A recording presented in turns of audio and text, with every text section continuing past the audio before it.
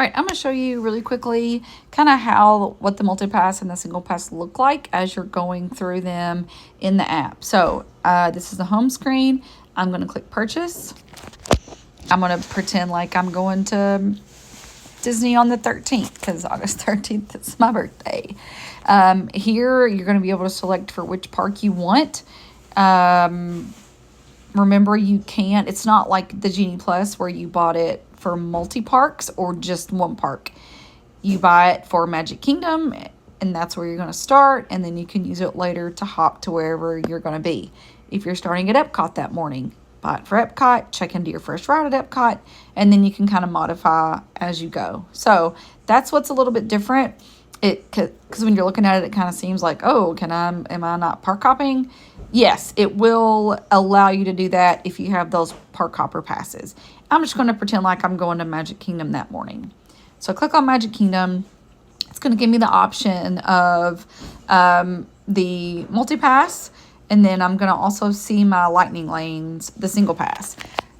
Doesn't look like there's one for Seven Dwarfs available, but there's one for Tron. So if I wanted to do both of these, I would click on that, and I would hit continue. It's going to show me these. Now, I'm not able to do this because I don't have any tickets for August 13th. But my Disney nanny, Maya Francis, does. She's an annual pass holder.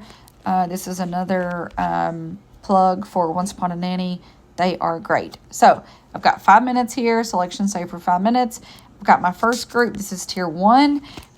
So, in my Tier 1, those are my choices. Peter Pan is unavailable, and then Tiana is unavailable. So I'm going to click Space Mountain. I'm going to click Space Mountain, hit continue. And then, I'm going to go back because I forgot to include my Tier 2.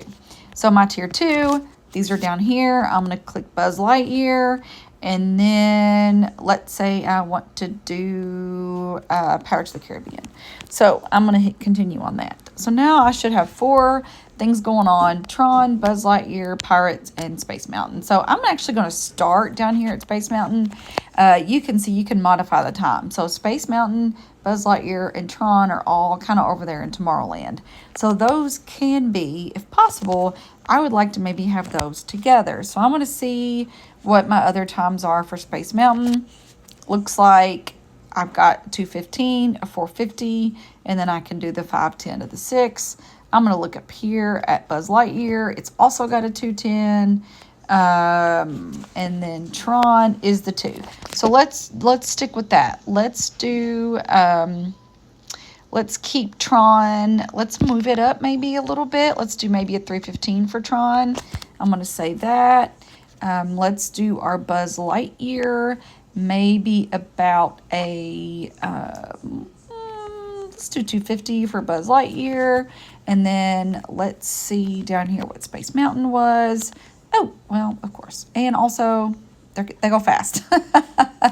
Well, we'll just stick with 4:50. So we have kind of our Buzz Lightyear, our Tron, and our Space Mountain kind of close together.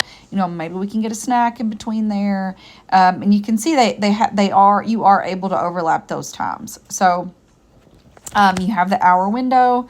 You can overlap the times, just kind of however you want to do it. Now, because these 3 are in different areas of the park, I might want to change my Pirates of the Caribbean. So the Pirates of the Caribbean is not giving me any option later than that 5 o'clock. So what I might do is bump it up. So I might do Pirates of the Caribbean for maybe a 2 p.m., and then I'll start over there on that side of the park. So I'm going to save my new time. And then I kind of so I might come in and do Pirates first, then kind of head over and do the Tomorrowland area, after that for those three times. So I've got all that.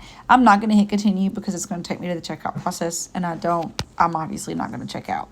But I do like that you're able to look for those times. Something that I kind of don't like is it wasn't giving me the earliest option. So it showed me kind of that later in the evening for all of those rides. And then when I modified it, I was able to see earlier times. And then sometimes, those times go quickly. So my countdown is down to 2 minutes. That's kind of stressful. It seems like it would take me longer than 5 minutes to make a choice, especially if I had a lot of people going, or maybe just the times weren't lining up with what I had been expecting them to.